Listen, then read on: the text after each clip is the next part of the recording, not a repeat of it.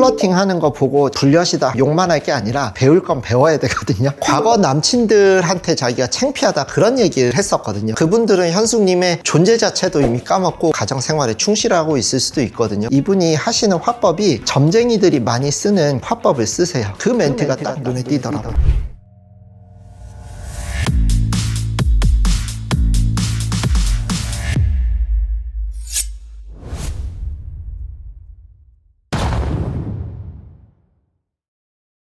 안녕하십니까. 치과의 성지연 채널의 성지연 원장입니다. 27기 여출 관련해 가지고 시청 소감을 나눠보는 시간 가지도록 할게요. 이번 특징은 옥순 호소인 특집이라고도 하는데, 다들 외모가 출중하신 분들이셔가지고 나 정도면 옥순 해야 된다라고 생각들을 하신 것 같아요. 아무래도 그거를 본인 입으로 얘기하니까 사람들이 그 정도는 아닌데 라고 얘기하는 것도 있는 것 같고요. 그래서 그 주변에서 자꾸 띄워주는 거를 저는 고지고대로 듣고 하면 안 된다라고 얘기를 하거든요. 그리고 저도 알아요. 저희 그 댓글에 원장님 낯설 나가면은 인기남 되실 것 같아요. 하나도 안 믿어요. 내가 나가면은 돌팔매질 할 거면서 안 넘어가니까 살살 꼬드겨가지고 저를 이제 벼랑 끝으로 밀려고 하지 마세요. 영숙님이죠. 서울 거주하고 계시고 국적이 호주라고 하시더라고요. 자녀 유학도 가능하다 이런 얘기를 하시더라고요. 사실 해외 거주 경험이라는 게 장점만으로 볼 수 있을까 하면은 가치관도 한국에서 사셨던 분들이랑 다르기도 하고 그런 걸로 인한 갈등의 여지도 있다라고 생각하면은 제가 토종 한국인이어서 그런지 해외 거주 경험이 메리트로 오지는 않는 것 같더라고요. 독서도 하시고 꽃꽂이도 하시고 등산도 하시고 취미를 많이 하시더라고요. 히말라야나 뭐 파타고니아는 저는 그냥 옷 브랜드인 줄 알았는데 산이더라고요. 나름 이렇게 진취적인 삶을 사시는 이제 신여성의 느낌이 있었거든요. 키도 제일 크시고 늘씬한 느낌이어가지고 선호하시는 분이 있으실 것 같다라고 생각은 했는데 첫인상 선택도 빵표였고 데이트 선택도 빵표더라고요. 빡센 취미를 가지고 계시는 것도 그렇고 센 인상이다 보니까 기가 약한 남자들이 많잖아요. 그런 남자들 입장에서는 기가 눌리는 느낌이 있지는 않았을까라는 생각을 했었던 것 같습니다. 눈에 띄었던 거는 명리학을 은퇴한 후에 업으로 살아볼까 해가지고 공부를 하셨다고 하더라고요. 은퇴 후는 역시 공인중개사인데 같이 짜장면 먹던 고독정식 동료들한테 사주 봐준다고 해가지고 했는데 상대방한테 팩폭을 날리더라고요. 명리학을 봐도 그런 식으로 고객들한테 대하면은 손님 끊기거든요. 유명하다라고 하는데 가보면은 그렇게까지 팩폭 날리고 그런 선생님이 없었거든요. 여기에서 느낀 게 그러면은 이분께서 평소 대화하는 것도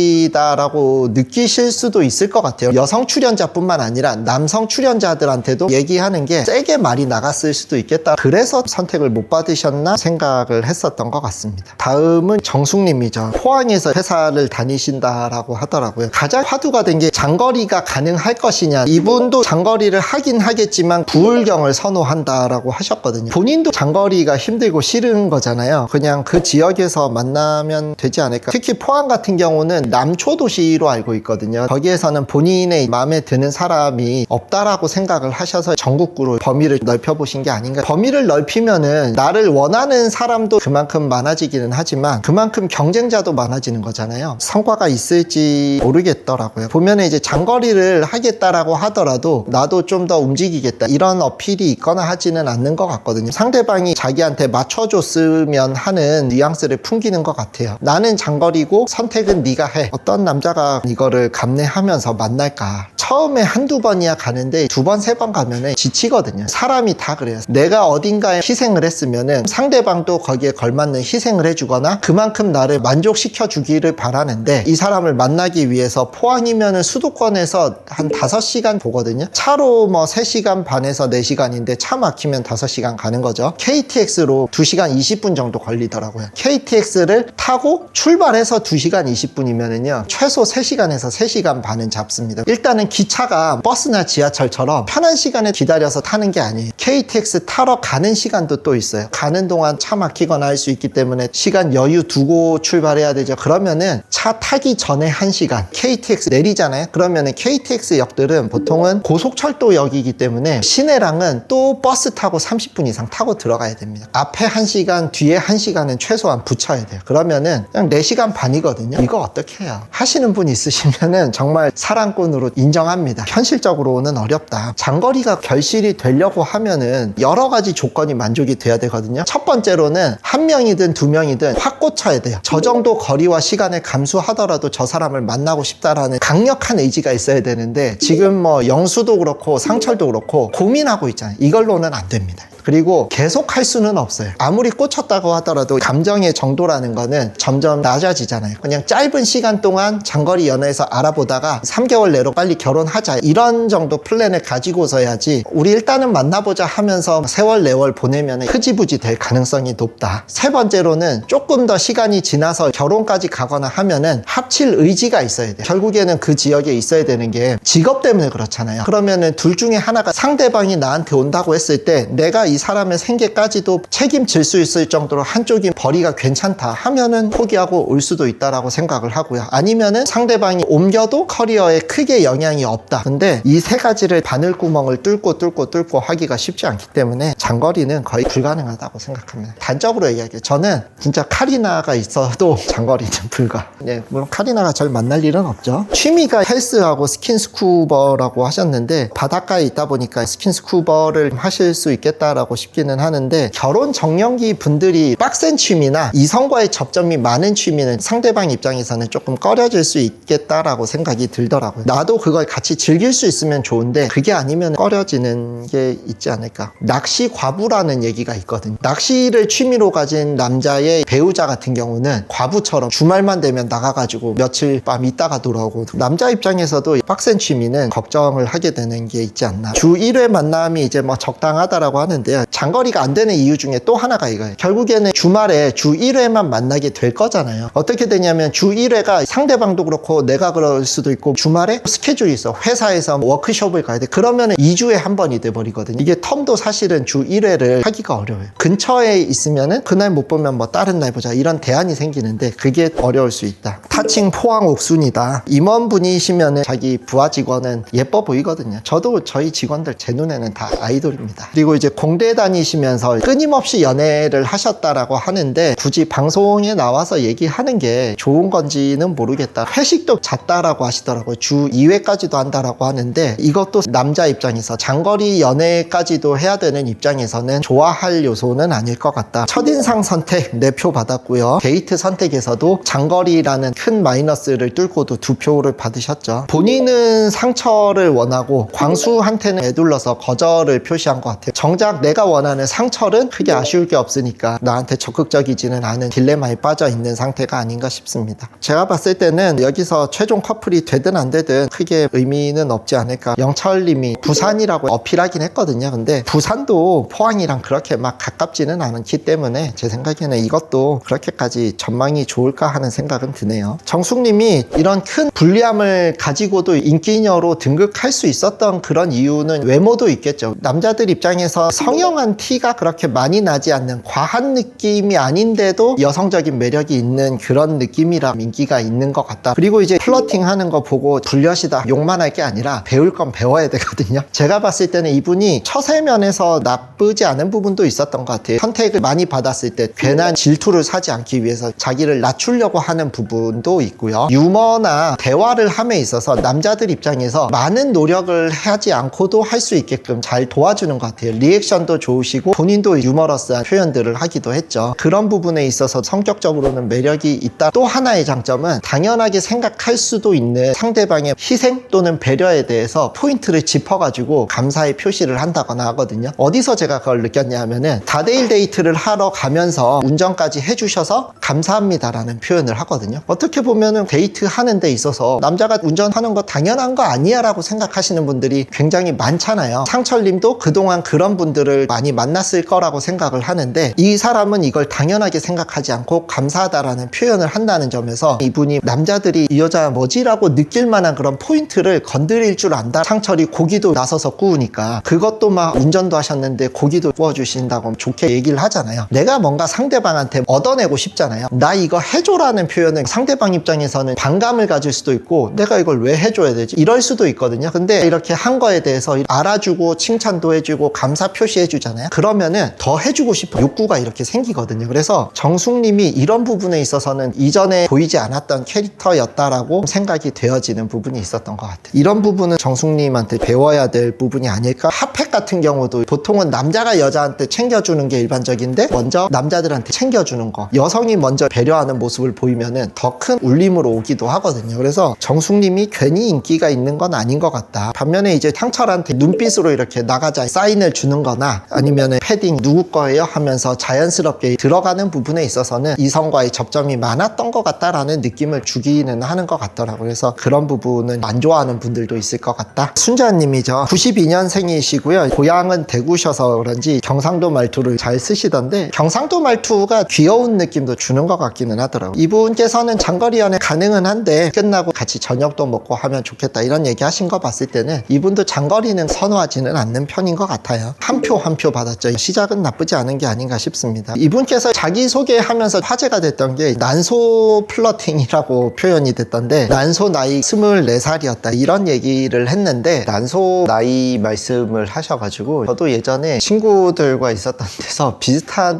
느낌을 받았던 게 있거든요. 친구 중에 한 명이 몇 년 만에 이제 돌아와가지고 나이트클럽이라고 하죠. 무도회장을 또 가고 싶다고 하더라고요. 어쨌든 친구들이 오랜만에 모였으니까 한번 갔었거든요. 다들 아시겠지만 이제 즉석 만남이 좀 이루어졌습니다. 근데 즉석 만남에서 제 친구들이 그 당시에 30대 중후반대 나이다 보니까 즉석 만남 오시는 분들한테 제가 몇 살 같아 보여요 이거를 계속해서 물어보더라고요. 제가 듣다가 한마디 했어요. 야, 그렇게 물어보는 게 더 나이 들어 보인다고. 우리 나이 많은 걸 오히려 더 주목하게 되는 효과가 있는 것 같다. 그런 이제 언급을 하시는 게 나이에 주목하게 되는 효과가 있어가지고 이런 말씀을 하시는 게 의미가 있을 수도 있겠지만 마이너스가 될 수도 있겠다. 그 다음 얘기가 저는 엥? 하는 느낌이 있더라고요. 병원에서는 좀 더 놀다가 아이 가져도 될 것 같아요 라고 얘기를 했다라고 하더라고요. 근데 제가 의료인의 관점에서 말씀드릴 수 있는데 이거는 절대로 그랬을 리는 없을 거다. 왜 그러냐면은 의학적인 의견을 환자한테 드려야 되는 입장에서는 그 말에 대한 무게가 굉장히 크거든요. 긍정적인 전망에 대해서 쉽게 얘기할 수가 없습니다. 당신은 이렇게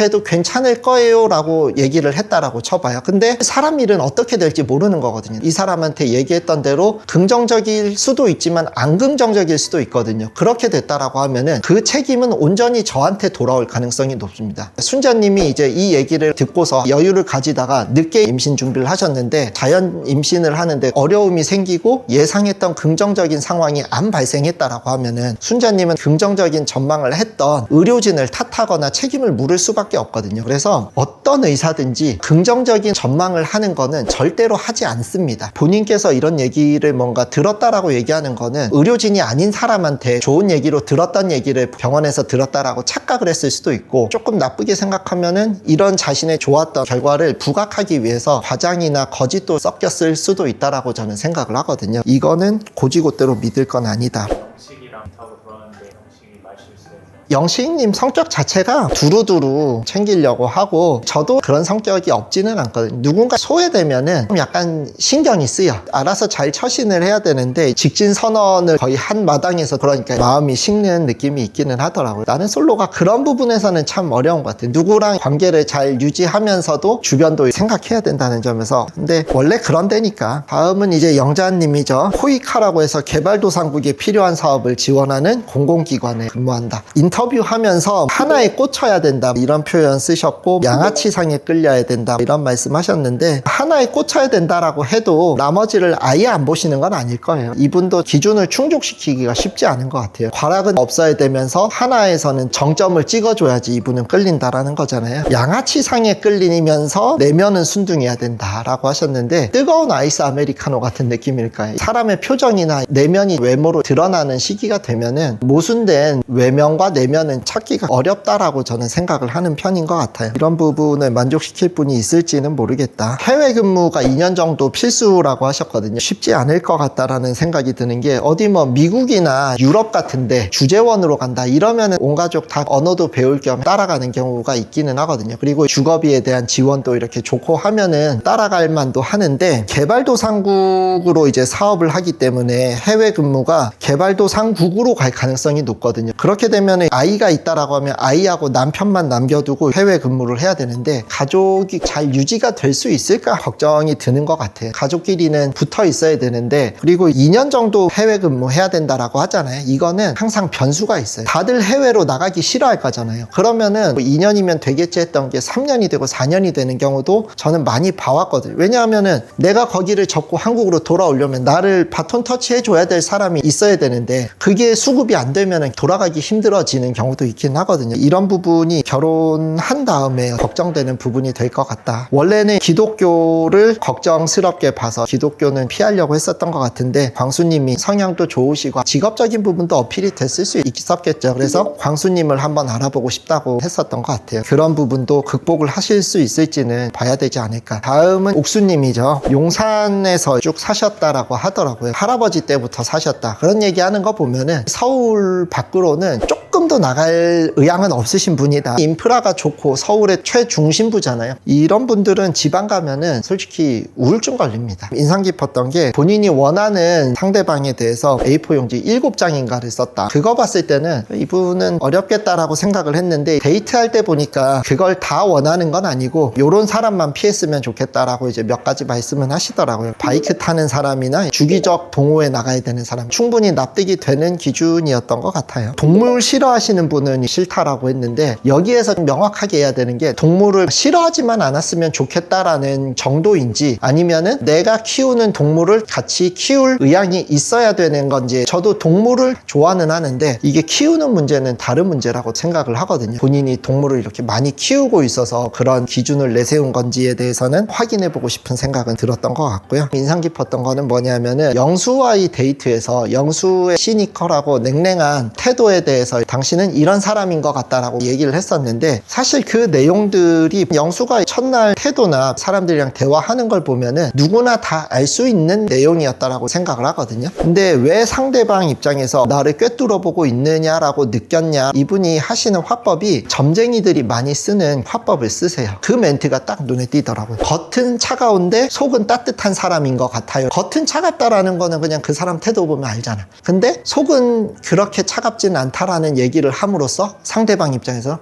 이 사람이 나를 꿰뚫어 보고 있네. 나의 내면을 알아봐주는 사람이네 라고 느낄 수 있게끔 하는 그런 화법을 쓰더라고요. 예전에 그 바람둥이 친구도 그런 얘기를 했죠. 상대방이 활달한 사람인 것 같잖아요. 그러면 어떻게 얘기를 하냐면은 되게 사람들 많은 데서 막 분위기 주도하고 분위기 띄우시고 그러실 것 같은데 혼자 계실 때는 외로움 많이 타시는 그런 성격일 것 같아요. 반대 되게 내성적이고 막 이러잖아요. 낯가림도 있고 성향이 내성적인 것 같은데 은근 잘 맞는 친한 친구들이랑 있을 때는 분위기 막 주도하고 적극적일 것 같다. 이런 식으로 내가 너를 이렇게 꿰뚫어 보고 있고 너를 되게 잘 이해하는 사람이다라는 느낌을 준다라는 얘기를 들었습니다. 그런 거 맞죠? 들었어요.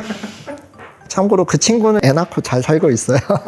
마지막으로 이제 현숙님이시죠. 등장부터 이목을 끌었습니다. 화사한 핑크한 옷으로 나오셨거든요. 소품도 아이들이 좋아할 만한 캐릭터 소품을 가지고 나오셨어요. 여성스러움을 굉장히 뽐내고 싶어 하고 거기에 대한 인정과 배려를 바라실 수도 있겠다라는 생각을 좀 했었고요. 그리고 두 번째로는 그런 옷 입고 다니면은 주변에서도 한번 쳐다보기도 하잖아요. 일반적인 사람이라고 하면은 주변에서 쳐다보고 하면은 불편해할 수도 있는데 반면에 그런 시선을 즐기고 조금 더 나가면은 그런 시선과 관심이 있어야지 본인 스스로 만족감을 느끼시는 분일 수도 있겠다라고 생각을 했었거든요. 주변에서 관심을 가져줘야지 만족을 하다 보니까 같이 다니는 사람 입장에서는 그로 인한 피로감이 생길 수도 있겠다. 취미 활동 또는 대외 활동을 많이 하시는데 이런 분들 같은 경우는 이거를 이제 아무래도 같이 하기를 원하시는 경우가 많거든요. 근데 이제 남자 입장에서는 나이가 들면 들수록 체력도 떨어지고 본업에 이제 충실하다 보면은 에너지도 고갈되는 경우가 있는데 그거를 맞춰주지 못하면은 이런 분들께서는 만족감이 떨어지실까봐 걱정스러운 부분도 있고요. 어쨌든 가정을 같이 꾸려나가는 입장이라고 하면은 가정에 충실해주기를 바라는데 가정은 뒷전이 될 수도 있겠다. 이런 걱정을 할 수도 있겠다. 또 얘기가 됐었던 게 예전 남자친구 얘기를 많이 하시는 것 같더라고요. 예전에 영업직, 회계사, 운동선수, 개인 사업자 등등을 만나봤다. 이게 방송에 나가는 게 이분한테 좋을까? 과거 연애사 남자에 대해서 쿨하신 분들도 있는데 쿨하지 못한 사람도 있기는 하거든요. 아무래도 나이가 어느 정도 찬 상태에서 만났을 때는 몇 번 연애 경험이 있었을 거다라고 생각은 하겠지만 이렇게 뭔가 과거의 연인들이 특정 지어지는 거는 상대방 입장에서 기분 좋지 않게 받아들일 수도 있겠다. 두 번째로는 본인이 선택을 못 받았다라고 하니까 과거 남친들한테 자기가 창피하다 그런 얘기를 했었거든요. 이미 지나간 과거를 왜 굳이 본인이 의식하나 생각을 했었던 것 같아요. 그분들은 현숙님의 존재 자체도 이미 까먹고 배우자 만나서 가정생활에 충실하고 있을 수도 있거든요. 제 생각에는 현숙님은 누군가를 다시 만날 때 과거의 남자들이랑 계속 비교를 할 것 같다라는 생각을 하거든요. 의식을 하고 있다라고 하면은 비교가 될 수밖에 없잖아요. 그렇게 되면은 지금 만나는 사람에 대해서 만족감이 떨어질 거고 상대방 입장에서도 비교당하는 느낌을 받으면 기분이 좋지는 않을 거라고 생각이 들었습니다. 현숙님 입장에서도 연령대가 지금보다 훨씬 어릴 때 이성으로서 경쟁력이 있었을 수도 있잖아요. 그때 만났던 남자들보다 지금은 조금 눈을 낮춰야 될 수도 있거든요. 기존의 남자는 직업적이든 외적으로 더 화려했던 분들이었는데 지금은 거기에 못 미치는 남자를 만나려고 하니까 관계 발전이 안 될 수도 있겠다. 과거는 과거일 뿐 의식하지 않으시는 게 낫지 않을까. 본인 친구들이 응원 영상을 찍으면서 비키니 사진이나 노출 사진을 현수막에 같이 했더라고요. 자기 관리를 잘하는 거는 이성으로서 플러스기는 한데 현수막에 이렇게 걸릴 정도라고 하면은 SNS나 카카오톡 프로필 사진에도 본인 노출 사진을 올리시는 분들이 있기는 하더라고요. 올리는 건 본인 자유기는 한데 배우자나 내 이성 친구로는 싫을 것 같거든요. 그거를 남이 본다라고 하는 거는 또 다른 이성의 관심을 원한다라는 뜻일 수도 있고 다른 이성들이 여기에 관심을 가질 수도 있는 거잖아요. 이런 부분은 정리를 하시는 게 좋지 않을까. 제가 알기로는 결혼정보회사 같은 데 가면은 가입하려고 하시는 분들한테 빼라고 하는 몇 가지가 있다라고 합니다. 속된 말로 노출 사진 있는 거, 술자리에서 술 먹고 있는 사진, 오마카세나 파인다이닝 가서 찍은 사진, 호캉스 사진, 해외여행 사진, 승마나 골프, 이거를 빼는 게 맞다 틀리다를 저는 얘기하는 건 아닌데 상대방 입장에서는 부담이 될 수도 있고 깊은 관계로 진행되는데 방해가 될 수 있다라고 하면 현숙님 입장에서도 이런 부분은 다시 한번 생각을 해보시는 게 좋지 않을까. 자기소개랑 첫 번째 데이트까지 보면서 시청 소감을 나누는 시간을 가져봤고 하나 감사의 말씀을 드린다라고 하면은 최근에 라디오 방송에 한번 출연을 했었거든요. 사정을 말씀드리면 저희 치과나 이제 채널을 말려야 되는 입장에서 저희가 대외적으로 말릴 수 있는 기회가 있다면 지원을 했었던 것 같아요. 지원을 했던 것 중에서 저에 대해서 나쁘지 않게 봐주셔서 출연 기회를 주셨던 것 같거든요. 아무래도 거기에 이 채널을 운영하고 있고 저희의 구독자 수 자체도 어필이 되지 않았을까 싶습니다. 그래서 제가 영상을 자주 올리지도 못하고 부족한 영상을 올림에도 구독해 주시고 구독을 유지해 주시는 분들께는 다시 한번 감사하다는 인사를 드리고 싶었고요. 아시다시피 본업이 따로 있다 보니까 본업을 또 하다가 다시 한번 구독자분들과 시청 소감을 나눌 수 있는 시간이 되면 인사드리도록 하겠습니다. 오늘 영상도 시청해 주셔서 감사합니다.